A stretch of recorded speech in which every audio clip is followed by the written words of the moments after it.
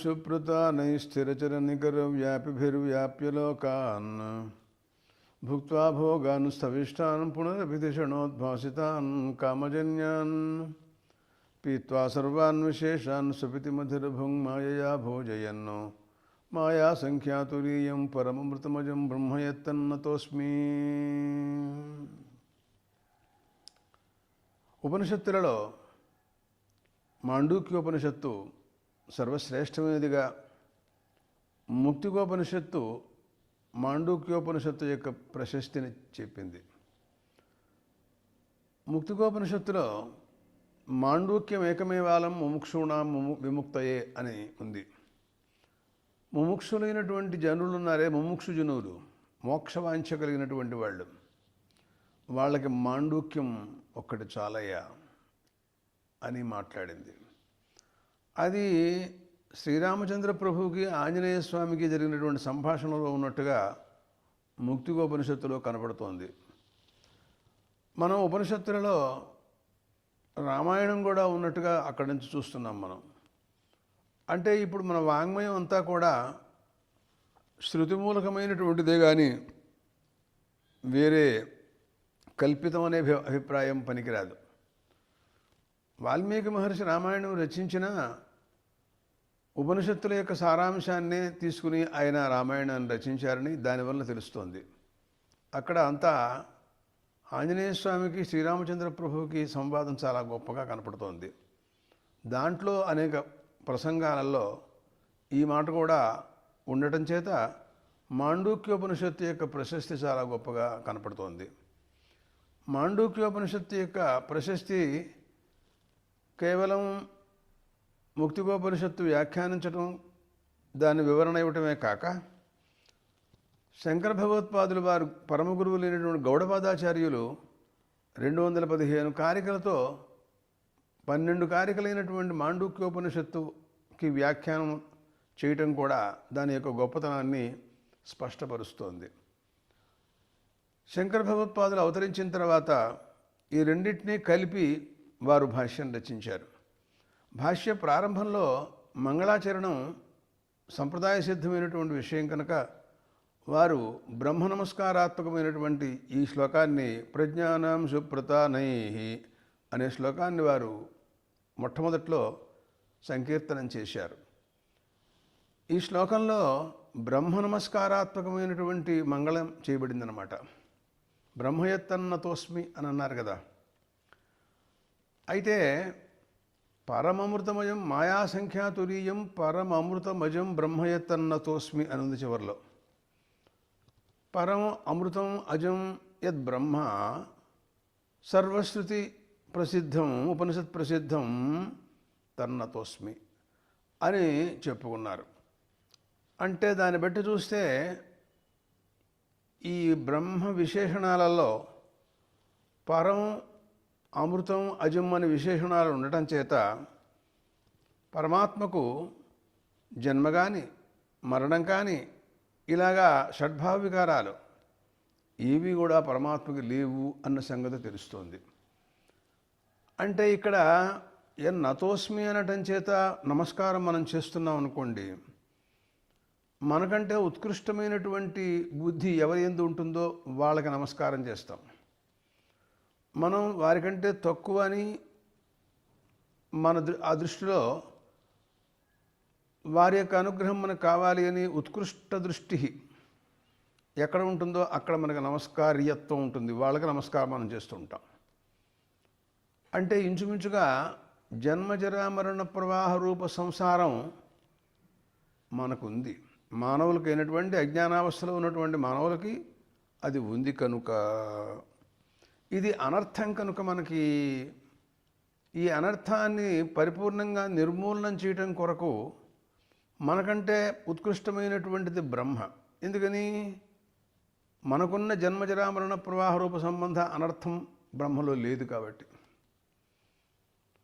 అంటే పరం మాయాసంఖ్యాతురీయం పరమమృతమజం బ్రహ్మయత్తన్నతోస్మి అని అంటం చేత పరమాత్మ అసంసారి, నిర్గుణ నిష్క్రియము, జన్మజరామరణ ప్రవాహము, అజో నిత్య శాశ్వతోయం పురాణం నహన్యతే హన్యమానే శరీరే, అనే వాక్యాల వలన పరమాత్మ శాశ్వతమైనటువంటి జన్మజరామరణ ప్రవాహరహితమైన సంసారరహితుడు, అసంసారి అని మనకి తెలుస్తోంది.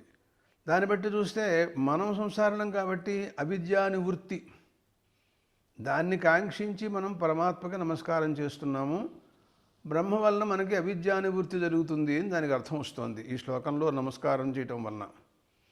శంకర భగవత్పాదులు వారు ఆ భావాన్ని సూచించారు ఈ నమస్కార మంగళంలో. అంటే వేదాంత శాస్త్రానికి జ్ఞానం వల్ల మోక్షం వస్తుంది అంటే అన్నాము అంటే అవిద్యా నివృత్తి ఫలక్షితమైనటువంటి బ్రహ్మస్వరూపానందానుభవమే కదా పర్యవసాన భూమి. అదే విషయం, అదే జీవబ్రహ్మైక్యము. ఇంచుమించుగా ఈ ఉపనిషద్ రహస్యమైనటువంటి అవిద్యానివృత్తి ఫలక్షిత పరిపూర్ణ బ్రహ్మాత్మైక్యానుసంధానాత్మకమైనటువంటి మంగళం ప్రయోజనాన్ని పరిపూర్ణంగా దీంట్లో వీరు చెప్పినట్టు అయిపోయిందన్నమాట. దానికి అర్థం అంటే సూచ్యార్థ సూచన. గ్రంథంలో ఉన్న విషయం మంగళ శ్లోకంలోనే సూచించారు. అలాంటి భావంతో వారు రచించారు. అయితే ఇక్కడ ప్రజ్ఞానాం సుప్రతానై స్థిరచర నికర వ్యాపిభిర్వ్యాప్య లోకాన్ భుక్త్వా భోగాన్ సవిష్టాన్ పునరభిధిషణోద్భాసితాన్ కామజన్యాన్ పీత్వా సర్వాన్ విశేషాన్ సపితి మధురభుం మాయయా భోజయన్నో మాయా సంఖ్యాతురీయం పరమమృతమజం బ్రహ్మయత్తన్నతోస్మి అని అంటం చేత అవస్థాత్రయాన్ని, జీవులకు ఉండే అవస్థాత్రయాన్ని దీంట్లో చూపించారు. అవస్థాత్రయం జాగ్రత్త స్వప్న సుషుప్తి అవస్థాత్రయం. ఈ అవస్థాత్రయం పరమాత్మ యందు కల్పితము, బ్రహ్మ మాయావి. మయాధ్యక్షేణ ప్రకృతి సూయతే సచరాచరం అనంటూ వారు భగవద్గీతలో ప్రకృతిం స్వామధిష్టాయ సంభవామ్యాత్మమాయ అనే వాక్యాలతో ప్రకృతి సంబంధంతో ఈ జగత్తును సృష్టిస్తున్నాను అని అన్నారు. దానివల్లనే ఈ అవస్థాత్రయం కూడా పరమాత్మ యందు కల్పితం. ఆ కల్పిత అవస్థాత్రయమే మనకి ఈ రోజున ఆధారం అన్నమాట. మానవుడు ఈ మూడు అవస్థల్లో తప్ప ఇంకో అవస్థల్లో ఎక్కడుంటాడు? ఉంటే జాగ్రత్తలో ఉండాలి, లేకపోతే స్వప్నంలోకి రావాలి, అంతకంటే లేకపోతే సుషుప్తి అవస్థలోకి వెళ్ళాలి. సుషుప్తి అవస్థలోంచి మళ్ళీ స్వప్నంలోకి వెడతాడో లేకపోతే జాగ్రత్తలోకి వస్తాడో తెలియదు. ఇది కదా ఇలా తిరుగుతూ ఉంటాడు. ఇది ఒకానొక దీన్ని బృహదారణ్యకోపనిషత్తు మాట్లాడుతూ రెండు దృష్టాంతాలు చెప్పింది. మహామత్స్య దృష్టాంతము, శయన దృష్టాంతము రెండు చెప్పింది. అంటే ఏం చెప్పిందంటే పెద్ద తిమింగలం, పెద్ద చేప, పెద్ద మహాభయంకరమైనటువంటి నది ప్రవాహం కొండల్లో చర్యల్లో ఎక్కడో ప్రవహిస్తూ ఉంటుంది. అక్కడ ఆ మత్స్యం లోపల తిరుగుతూ ఉంటుంది. ఈ ఒడ్డు నుంచి ఆ ఒడ్డుకి, ఆ ఒడ్డు నుంచి ఈ ఒడ్డుకి తిరుగుతుంది. అది అక్కడే ఉంటుంది, అది ఎక్కడికి వెళ్ళదు, అక్కడే దాని ప్రపంచం అంతా అదే. కానీ ఆ ప్రాంతానికి సంబంధించిన, ఈ ప్రాంతానికి సంబంధించినటువంటి దోషాలు దానికి ఏమంటావు. అక్కడ బురద, ఇక్కడ చెట్లు ఏవో ఉండొచ్చు, కానీ ఏమీ లేకుండా తిరుగుతూ ఉంటుంది. అలాగా పరమాత్మ ఈ అవస్థాత్రయంలో అంటే జీవో బ్రహ్మైవనాపరః అంటే జీవుడే జాగ్రత్తలో తిరుగుతున్నాడు. అక్కడి నుంచి ఇకసేపు శ్రమ కలిగితే స్వప్నంలోకి వస్తున్నాడు. అక్కడ కూడా శ్రమ కలిగితే సుషుప్తిలోకి వెడుతున్నాడు. ఇట్లా గిరగిర మూడు చోట్ల తిరుగుతున్నాడు. ఇది ఒక దృష్టాంతం. శయన దృష్టాంతంలో ఆకాశంలో పక్షి నిరాలంబనంగా, నిష్ప్రతిబంధకంగా హాయిగా సంచరిస్తూ ఉంటుంది. ప్రడీన ఉడ్డీన సండీనాలతో ఎగురుతూ, పైకి ఎగురుతూ ఆకాశంలో గమనం చేస్తూ అటు ఇటు పెడుతుంది. అడ్డు లేదు, అక్కడే తిరుగుతూ ఉంటుంది అది. అలాగా పరమాత్మ కూడా ఈ జీవరూపంలో ఉన్నటువంటి వాడు ఈ రకంగా సంచరిస్తూ ఉంటాడని మనకు సూచించారు. ఇది ఏదో ఒక చిన్న విషయం అని అనుకోమోకండి మీరు. మొత్తం మన జీవితములు ఒక జీవితం కాదు, ఎన్ని జీవితాలు ఎత్తినా ఎన్ని జన్మలు ఎత్తినప్పటికీ కూడాను ఈ వలలో పడి ఈ మహానదిలో ఆ ఒడ్డుకు ఈ ఒడ్డుకు పెద్ద తిమింగలం తిరిగినట్టుగా మానవుడు తిరగవలసిందే, కానీ దీంట్లోంచి బయటపడే అవకాశం మాత్రం లేదు. ఎంతవరకు నీకు అధ్యాత్మ విద్య ప్రబోధ, జీవబ్రహ్మైక్య విజ్ఞానము, మోక్షము లభించదో అంతవరకు ఇది ఇంతే గతి. ఎన్ని జన్మలెత్తినంతే. దాన్ని సూచించడం కోసమని పరమాత్మ ఈ శ్లోకాన్ని వీరు ఏర్పాటు చేశారు ఇక్కడ. ఈ మాండూక్యమైనటువంటిది అసలు అది. దీని యొక్క హృదయం ఎంత పవిత్రమైందో, ఎంత గంభీరమైనటువంటిదో గౌడపాదాచార్యుల వారి యొక్క వ్యాఖ్యానంలో స్పష్టంగా మనకు అర్థమవుతుంది. వారన్నారు, ప్రజ్ఞానం సుప్రతానై, ప్రజ్ఞానం బ్రహ్మ, దాని యొక్క అంశువులటండి మనం అందరం కూడాను. మమైవాంశో జీవలోకే జీవభూత సనాతన అన్నాడు భగవద్గీతలో కృష్ణ పరమాత్మ. వీళ్ళందరూ నా అంశువులు అన్నారు. అంశం అంటే కిరణం, అదే అంశం అంటే చిన్న చిన్న తుంపురులు. యథా అగ్నేర్ విస్ఫులింగా వ్యుచ్చరంతి ఏవమేవ అని అంటాం చూడు ముండకోపనిషత్తులో. నిప్పులోంచి చిన్న చిన్న మిణుగురు, చిన్న చిన్న ముక్కలు బయటపడ్డట్టుగా అలాగా ఆయనలోంచి మనం అందరం కూడాను చైతన్యాంశం, చైతన్య ఆభాస. సూర్య ప్రతిబింబం ఏ రకంగా జలంలో ప్రతిభాసిస్తుందో అలాగా అంతఃకరణలో పరమాత్మ యొక్క ఆభాస సూక్ష్మంగా ప్రతిభాస్తుంది. చిదాభాసలో అన్నమాట మనందరం కూడాను. చిన్న మిణుగురు పురుగు కాంతి లాంటి కాంతి గలవాళ్ళం మనం. ఆ జ్యోతిష్సు ఎంత గొప్పదో, ఎంత ఉంటుందో మనకు తెలియదు. ఆ చిన్న ఒక జ్యోతిష్సు వల్లనే ఇంత పని జరుగుతోంది, ఇంత వ్యవహారం నడుస్తోంది. ఎన్ని జన్మలెత్తుతున్నామో ఏం జరుగుతోందో ఆశ్చర్యకరంగా ఉంది కదా ఇదంతా కూడా చూస్తే. ప్రజ్ఞానాం సుప్రతానై స్థిరచర నికర వ్యాపిభి. ఎలా ఉంది పరమాత్మ యొక్క అంశాలు, ఎంతమంది ఉన్నారు, ఎక్కడున్నారు, వాటి సంఖ్య ఏమన్నా అని తెలుసా అని అడిగాడు. తెలియదు. స్థిరచర నికర, స్థావరజంగమాత్మకమైన ప్రపంచకం.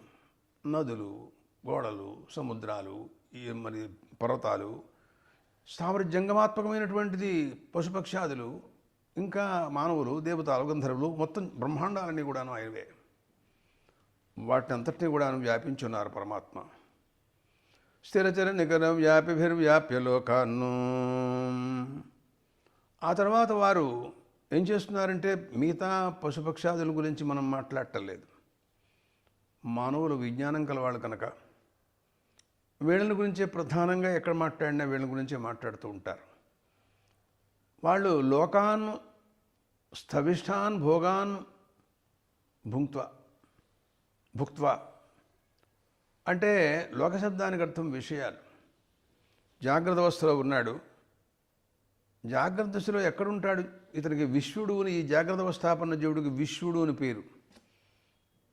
ఇతను ఎక్కడుంటాడు అని అంటే గౌడపాదాచార్యులు వారు కారికల్లో మాట్లాడుతూ దక్షిణాక్షిలో ఉంటాడని చెప్పారు. ఆయన ఈ కుడి కంట్లో ఉంటాడట. మనకు తెలియదు ఆ విషయం. ఆయన కేవలం చెప్పడం కాదు, బృహదారణ్యోపనిషత్తు కూడా ఇందు అంటూ ఆయన గురించి ప్రత్యేకంగా వర్ణన చేసింది. ఉపనిషత్తు చెప్పందే మనకేం తెలియదు కదా. రెండు కళ్ళు మనకు సమానంగానే ఉన్నాయి, కానీ ఈ కంట్లో ప్రత్యేకత. ఇక్కడ ఉంటాడట ఆయన. ఆ తర్వాత తైజసుడు అనేవాడేమో అంతఃకరణలో ఉంటాడు, ప్రాజ్ఞుడు హృదయాకాశంలో ఉంటాడు అని స్థానాల గురించి వాడు కారికల్లో మాట్లాడారు. ఆ రకంగా ఇతను ఈ చక్షురింద్రియం ద్వారా విషయాలన్నిటి చూస్తాడు. ఇది వ్యావహారిక విషయం. ఇది శ్రోత్రేంద్రియానికి కూడా ఒక ప్రత్యేక స్థానం ఇస్తాం మనం. అది వైదిక విషయం. మరో విషయం అది ఎలా ఉంచండి. లోకంలో మనం ఆహార పదార్థాలు మంచి చెడు వీటిలన్నింటినీ మనం చూసుకుంటూ ఉంటాం. ఏవి బాగుంటాయో ఏమిటో తెలుసుకుని బాగున్నవి తెచ్చుకోవడం, వాటిని మనం జాగ్రత్త చేసుకోవడం, తినడం, ఆహారం వ్యవహరించడం, కన్నుతో చూస్తూ జాగ్రత్తగా రోడ్డు మీద నడవటం ఇత్యాదులన్నీ కూడా లౌకిక వ్యవహారం అంటారు దీన్ని. దీనికి అంతగా కూడాను ఈ కుడి కన్ను చాలా ముఖ్యం. అక్కడే విశ్వడు ఉంటాడు, జాగ్రత్త వ్యవస్థాపన జీవుడు ఉంటాడు. అతను స్థూలభోక్త, స్థూలమైనటువంటి ప్రపంచకాన్ని అనుభవిస్తూ ఉంటాడు. ఒక మాండూక్య కార్యక్రమంలో మాట్లాడుతూ స్వామి భోజ్యం భోక్త భోగం, తర్వాత వారికి అనుభవంతో 4 పదార్థాలు. ఈ 4టిని కూడాను వారు నిరూపించారు కారికల్లో. మనం ముందు మాట్లాడదాం. ప్రస్తుతంలో భోగం వారికి ఎటువంటిది అన్నట్లయితే స్థూల భోగం. ఎందుకని? స్థూలమైనటువంటి పదార్థాలు తెచ్చుకుంటున్నాడు, లావుగా ఉన్నవన్నీ తింటున్నాడు, ఇంతంత లడ్డూలు, తిరుపతి లడ్డూలు తింటున్నాడు, ఇంతంత సొరకాయలు, బీరకాయలు, ఏవో ఆహారాలు అన్నీ కూడా తెచ్చుకుంటున్నాడు, స్థూల పదార్థాలు. వాటన్నిటిని కూడాను ఇతను అనుభవిస్తున్నాడనమాట. భుక్త్వా భోగాను సవిష్టాను. పొద్దు నుంచి సాయంకాలం దాకా తిరిగాడండి, అయిపోయింది. జాగ్రత్త కర్మ ఉపరతమైంది, స్వప్నప్రద కర్మ ఆవిర్భవించడానికి సిద్ధంగా రెడీగా ఉంది. ఇక అలా తలకాయ వాల్ చేస్తున్నాడు, ఆగలేడు, నిద్రపోతాడనమాట. పునరభిధిషుణోద్భాసితాన్ కామజన్యాన్ పీత్వా. అయితే అదృష్టవశాత్తు ఏం జరిగింది అంటే, ఇతను వ్యవహార కాలంలో ఎంతసేపు వ్యవహరించాడో ఇంద్రియాలతో, అర్థములతో సంపర్కం పెట్టుకుని తద్వారా ఏ పదార్థమును అనుభవించాడో అవన్నీ కూడా సంస్కార రూపంగా లోపల వాసనామయంగా అంతఃకరణలో ఉండిపోయినాయి. అంటే మనం అనుకుంటున్నాం, మనం తిన్నాం అయిపోయింది అని మనం అనుకుంటున్నాం. ఆ లోపల తిన్న వాటిని మళ్ళీ వైశ్వానర స్వరూపంలో పరమాత్మ జీర్ణింపజేయటం, ఆ కథంతా వేరు. అదంతా ఉంచు. మళ్ళీ దీనివలన వీడికి సంస్కారం ఏర్పడుతుంది. అంటే వాడికి ఆ పదార్థముల పట్ల మక్కువ ఉందనుకో, చాలా బాగుందిరా ఇది, దీన్ని మనం మళ్ళీ మళ్ళీ సంపాదించుకుంటూ ఉండాలి. నాకు ఇదంటే నాకు చాలా ఇష్టం. కొంతమందికి కొన్ని పదార్థాలంటే ఇష్టం, వారికి ఏదో ఒకటంటే ఇష్టం, ఒకళ్ళకి తీపి అంటే ఇష్టం, ఒకటి కారం అంటే ఏదో చెప్తుంటాం కదా మనం. అది వాడికి సంస్కార రూపంగా లోపల ఉండిపోయింది. అది వాసనాత్మకమైనటువంటిది అన్నమాట అర్థం. అది మనస్సులో ఉంటుందన్నమాట, బుద్ధి. వెంటనే వీడు లోపలికి వెళ్ళాడు. వెళ్ళంగానే వీడికి ఏదైనా, వీడి స్థానం ఏమిటని ఎక్కడ ఉంటాడు పెడితేను అంటే మనసులో ఉంటాడు అని గౌడపాద కారికల్లో వారు చెప్పారు. అంటే స్థానాలు ఉండాలిగా. మనం ఎవరైనా వెళ్ళామనుకోండి, కూర్చుండి ఒక ఆసనం ఇస్తారు, దాని మీద మనం కూర్చుంటాం. అట్లాగా జాగ్రత్త అవస్థకి ప్లేస్ విశ్వడు ఎక్కడ కూర్చుంటాడంటే దక్షిణాక్షిలో కూర్చుంటాడు. తైజస్సుడు ఎక్కడ కూర్చుంటాడండి? మనసులో కూర్చుంటాడు. ప్రాజ్ఞుడు ఎక్కడ కూర్చుంటాడండి? హృదయాకాశంలో కూర్చుంటాడు. వ్యవస్థ చేశారు అట్లా. అలాంటి పరిస్థితుల్లో అక్కడికి వెళ్ళేటప్పటికల్లా కూర్చున్నాడు. రాగానే సంతోషం ఉండి, మీ కాఫీ టీయా ఏమిటి మన వాళ్ళు అడుగుతుంటారుగా. అట్లా అతనికి ఏదైనా ఆహార పదార్థం ఇవ్వాలి మనం. అతిథిగా పాపం ఆ స్థానంలోకి వచ్చాడు. వచ్చేటప్పటికల్లా అతనే జాగ్రత్త దశలో సంపాదించుకున్న వాట్ల యొక్క సంస్కార రూపంగా, సూక్ష్మంగా, వాసనాత్మకంగా ఉన్నవే బుద్ధి తీసుకొచ్చి వీడికి సమర్పించింది. ఇదిగో నీవే తీసుకో, తిను అని చెప్పి వాడికి అప్పచెప్పింది. అది పునరభిధిషుణోద్భాసితాన్ కామజన్యాన్. ఓహో అలాగా, అదేమిటి ఇదంతా ఎక్కడబ్బా? ఏం లేదు, కామజన్యాన్ని అవిద్యాకామకర్మోద్భూతమైనటువంటి జాగ్రత్తలో అవిద్య వల్ల, కామం వలన, కర్మ వలన నువ్వు సంపాదించుకున్నావు. అనేక రకాల కర్మలు, అనేక రకాల ఆలోచనలు వాటితో సంపాదించుకున్నావు. అవే సూక్ష్మరూపంగా ఇప్పుడు నీకు రెడీగా అనుభవయోగ్యంగా వచ్చినాయి. ఇవి అని బుద్ధి తీసుకొచ్చి సమర్పించింది. పునరభిధిషుణోద్భాసితాన్ కామజన్యాన్ పీత్వా. తర్వాత అతను అనుభవించేసి వీటిలన్నింటినీ కూడాను స్వాత్మన్యజ్ఞాతే ప్రవిలాప్య, ఆ స్వప్నప్రద కర్మ అయిపోయింది. వీటిలన్నింటినీ అజ్ఞాతమైనటువంటి ఆత్మలో వీటిని ప్రవిలాపనం చేసేసాడు. ఇదంతా కూడా అక్కడేదో జాగ్రత్తలో అనుభవించాలనుకుంటే అది మళ్ళీ సంస్కార రూపంగా నాకు ఇక్కడికి వచ్చి మళ్ళీ నాకు తటస్థపడింది. ఇది లాభం లేదు. ఎలాగైతే మనం దేవతలకి ఉద్దేశించి అగ్నిలో హోమం చేస్తే అది సూక్ష్మరూపంగా అపూర్వ రూపంగా ఉంటుందని చెబుతాము, అట్లా జాగ్రత్త దశలో అనుభవించినవన్నీ కూడాను వాసనాత్మకంగా మనస్సులో ఉంటాయి అని దానికి అర్థం అన్నమాట. ప్రాయశః వీడు ఏవేవి అనుభవిస్తాడో ఇంచుమించుగా అవే స్వప్నంలోకి వస్తాయని కూడా మనం చెప్పచ్చు. సామాన్యంగా విశేషాస్త్రం ఏదైనా ఉంటే ఉండొచ్చు. ఒకప్పుడు జన్మాంతరంలో ఉన్నవి మనకు తెలియవుగా, అసలు అవి కూడా రావచ్చు. ఇది అనాదిగా ఉన్న విషయం, ఇది వాళ్ళది ఒక్కరిది కాదుగా. కాబట్టి వాటిని విలాపనం చేశాడు. ఈ బాధ కూడా నేను భరించలేను అని సుషుప్తిలోకి వెళ్ళిపోయినాడు. అక్కడికి వెళ్ళాడు. అక్కడికి వెళితే ఈ జాగ్రత్త దశకి సంబంధించినటువంటి విషయేంద్రియ సంపర్కములు తద్వారా లభించినటువంటి స్థూల విషయ భోగాలు ఏమీ లేవు. మానసికమైనటువంటి మనోమయమైన వాసనాత్మకమైనటువంటి సూక్ష్మభోగాలు లేవు.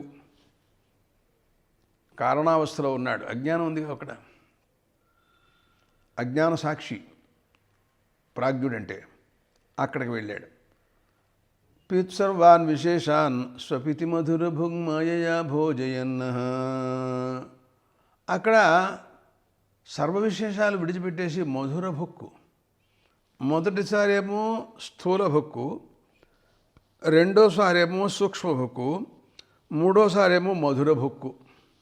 ఇతను ఏంటంటే మధుర శబ్దం వాడారు ఏమిటి అని అడిగా. మాధుర్యం అనేటటువంటిది ఒకానొక ఆనందానికి కారణం. మాధుర్యం అనుభవించిన తర్వాత ఆనందం లభిస్తుంది. అంటే ఆనంద భుక్కు అని అనటం కోసం అని మధుర భుక్కు అన్నారు. అంటే అప్పుడు ఇతనికి జాగ్రత్త స్వప్న బాధలు ఏం లేవు కాబట్టి ఆనందంగా ఉన్నాడు. అటువంటి పరిస్థితుల్లో మరొక్క మాట, మాయయా భోజయన్నో మాయా సంఖ్యాతురీయం. పరమాత్మ ఇదంతా కూడా మాయతో కల్పించి భోజయన్న అస్మాన్ మన్ని ఆయన వీటినన్నింటినీ కూడాను అనుభవింప చేస్తున్నవాడు ఆయనట. మనం భోగము, భోక్త, భోజ్యం, ఇవన్నీ కూడా చెప్పాం. కానీ భోజయిత ఎవరని చెప్పలే ఇంతవరకు. పరమాత్మే భోజయిత. మనకి ఈ విషయం కఠోపనిషత్తు చెప్పింది. ఋతం పిబంతౌ సుకృతస్య లోకే గుహాం ప్రవిష్టౌ పరమే పరార్చే ఋతం పిబంతౌ ఏకస్తు పిబతి అన్యస్తు పాయయతి అని మనం అక్కడ భాష్యంలో విన్నాం. కర్మఫలాన్ని అనుభవిస్తుంటాడు జీవుడు, పక్కన ఉండి పరమాత్మ అనుభవింప చేస్తూ ఉంటాడు. అలాగా మన చేత ఆయన భోజయతు వీటన్నిటిని కూడాను స్థూల సూక్ష్మ ఆనంద రూప భోగములను అనుభవింప చేయిస్తూ ఉంటాడు ఆయన. అంటే చూడండి, ఇదంతా ఒక వల. మళ్ళీ దీంట్లోంచి మళ్ళీ వీడు స్వప్నంలోకి వెడతాడో సుషుప్తి మళ్ళీ జాగ్రత్తలోకి వెడతాడో, అక్కడ విసిగితే మళ్ళీ వస్తూ ఉంటాడు. మహామత్స్య దృష్టాంతం ఇలా తిరుగుతూ ఉంటాడు. మాయా సంఖ్య తురీయం. ఇతను ఈ రకంగా ఉండి ఇదంతా కూడా మాయ వల్ల ప్రభావం వల్ల జరుగుతోంది కనుక దీనికంటే అతీతమైనటువంటి కనుక తురీయ స్వరూపం, అదే నిరుపాధికమైనటువంటి పరిపూర్ణ అద్వితీయ ఆనంద స్వరూపమైనటువంటి పరబ్రహ్మ. మరి అదే అనకుండా తురీయం అని అన్నారేంటి శంకర భగవత్పాదులు? తురీయం అంటే చతుర్ణాం పూర్ణం తురీయం అని కదా అర్థం. అటువంటి పరిస్థితుల్లో సంఖ్యా సంబంధం ఉంటుందే. ఆ నిరుపాధిక పరిపూర్ణ అద్వితీయ ఆనంద స్వరూపం పరబ్రహ్మ అంటున్నారు మీరు. అంటే మాయా సంఖ్య, ఆ సంఖ్య కూడా మాయికమే. ఈ జాగ్రత్త స్వప్న సుషుప్తి వ్యవస్థలు ఏ రకంగా మాయికాలో మాయావశాత్తు పరమాత్మ తనయందు కల్పించాడు, అట్లాగే దాంట్లో తురీయత్వం కూడా అలాంటిదే. అది లేకపోయినట్టయితే పరమమృతమజం బ్రహ్మయత్తన్నతోస్మి, పరం ఉత్కృష్టం జరామరణరహితం పరిపూర్ణ అద్వితీయ ఆనంద నిరుపాధిక పరిపూర్ణ అద్వితీయ ఆనందానంద స్వరూపం పరమాత్మ స్వరూపం యత్ తద్నతోస్మి అని సంబంధం చెప్పారు ఆయన. ఇక్కడ అసలు పరమాత్మ ఎందుకు ఈ ప్రయత్నం అంతా చేస్తున్నాడు నాకు ఒక అనుమానం అండి. ఆయనేమో నిరుపాధిక పరిపూర్ణ ద్వితీయానంద పరమాత్మ స్వరూపం సత్యం జ్ఞానమనంతం బ్రహ్మ ఇత్యాది లక్షణ లక్షితం నిత్యశుద్ధ బుద్ధముక్త స్వభావం అని అంటున్నావు. ఆయన స్థాయిలో ఉండకుండా ఈ అవిద్యాత్రయాన్ని అవస్థాత్రయాన్ని కల్పించుకుని ఆ వలలో మనల్ని చిక్కుకునేటట్టు చేసి మహామత్స్య దృష్టాంత ప్రకారంగా ఆ ఒడ్డుకి ఈ ఒడ్డుకి లోపల పడి తిరుగుతున్నటువంటి ఒకానొక మహామత్స్యంలాగా ఎందుకు ఇలాంటి ప్రయత్నం అలా చేశాడు ఆయన? అడుగుదామనే ఉంది నాకు కనపడతాయి ఆయన. అంటే ఆయన మాట చెప్పారు నాకు, నాకేమీ మిమ్మల్ని ఇలా ఏడిపించాలని నాకేం కోరిక లేదయా, మీరు చేసుకున్నటువంటి కర్మ వాట్ల వల్ల నేను ఇవన్నీ కూడాను మీకు ఏర్పరుస్తున్నానే కానీ నేను మిమ్మల్ని ఇబ్బంది పెట్టాలనుకోవటం లేదు అనే విషయాన్ని పై శ్లోకంలో వారు వివరిస్తున్నారు. ఎందుకంటే ఎందుకు ఈ పనంతా ఆయన చేయటం? అసలు గౌడపాద కార్యక్రమంలో అసలు ఈ సృష్టి ఎందుకు చేస్తున్నట్టు పరమాత్మ అనే విచారణ అంతా వాడు చేశారు. చాలా కొన్ని కల్పాలు చెప్పారు, చాలా మంచి విషయాలు మాట్లాడారు. రెండో శ్లోకం మాట్లాడుతూ వారు అన్నారు, యో విశ్వాత్మ విధిజ విషయాన్ ప్రాశ్యభోగానుస్తవిష్టాన్ పశ్చాచ్చాన్యానుసుమతి విభవాన్ జ్యోతిషా స్వేన సూక్ష్మాన్ సర్వాణి తాన్ పునరభిశని స్వాత్మని స్థాపయిత్వా హిత్వా సర్వాన్ విశేషాన్ విగత గుణగణ పాత్వసౌనస్తూరీయ అన్నారండి. ఈ శ్లోకంలో ఇంచుమించుగా మళ్ళీ అవస్థాత్రయాన్ని గురించే మాట్లాడారు.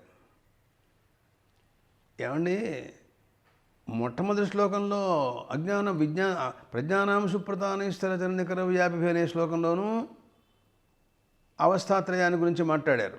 మళ్ళీ ఇక్కడ కూడా అవస్థాత్రయాన్ని గురించి మాట్లాడారు. ఏమిటి అనంటే శృతి యొక్క వైఖరి, ఉపనిషద్ వైఖరి, దాని నడవడి ఎలా ఉందో ఆ రకమైనటువంటి విధానాన్ని వీరు అనుసరిస్తున్నారు ఈ రెండు శ్లోకాల్లో అన్నమాట. ఓహో, శృతి ఏం చేస్తోంది అంటే బ్రహ్మస్వరూపాన్ని గురించి, తటస్థ లక్షణం, స్వరూప లక్షణాన్ని గురించి తైత్రీయోపనిషత్తులో సత్యం జ్ఞానం అనంతం బ్రహ్మ అని చెప్పి స్వరూప లక్షణం చెప్పి, ఆత్మనాకాశ సంభూత ఆకాశాద్వాది గురించి తటస్థ లక్షణం చెప్పింది. అది ఒక ప్రక్రియ. రెండోది చూసినట్టయితే నేహనానాస్తికించిన తదద్రేశ్యమగ్రాహ్యం అగోత్రం అంటూ నిషేధముఖంగా కొన్ని చోట్ల మాట్లాడుతూ ఉంటుంది. అంటే విధిముఖంగాను నిషేధముఖంగాను. అంటే ఒక విధానం చాలదా, రెండు కూడా కావాలా అన్నట్లయితే అప్పుడు కానీ దార్ఢ్యం సిద్ధించదు. అదే మనకి నభూమిర్ నతోజన్ నతేజో నవాజన్ నఖన్ నేంద్రియం వా నతేషాం సమూహ అనే దశశ్లోకిలో నేను పంచభూతాలు కాదు, పంచభూతాలు నేను కాదు అని వితిహారంతో కూడా వారు మళ్ళీ సమాధానం చెప్పారు. ఒక పక్షం చెప్పినట్టయితే బ్రహ్మ పరోక్షం అవుతుందేమో, అపరోక్షత్వం సిద్ధించదేమో అనే ఉద్దేశంతో అలా చెబుతున్నానంటూ వ్యాఖ్యానాల్లో చాలా చోట్ల ఇలాంటి మాటలన్నీ ఉంటుంటాయి. అందువలన పరమాత్మ యొక్క అద్వితీయత్వాన్ని సమర్థించడం కోసమని శృతులు అనేక రకాల ఉపాయాలు మాట్లాడుతుంటాయి. ఆ ఉపాయాలలో నిషేధముఖంగా కూడా మాట్లాడటం ఉంటుంది. కాబట్టి ఇందాకేమో త్వం ప్రారంభించి తత్పదార్థంతో పూర్తి చేశారు మొదటి శ్లోకం. ఇప్పుడు త్వం పదార్థంతో ప్రారంభించి తత్పదార్థంతో పూర్తి చేస్తున్నారు. రెండు రకాలుగా మాట్లాడుతున్నారు.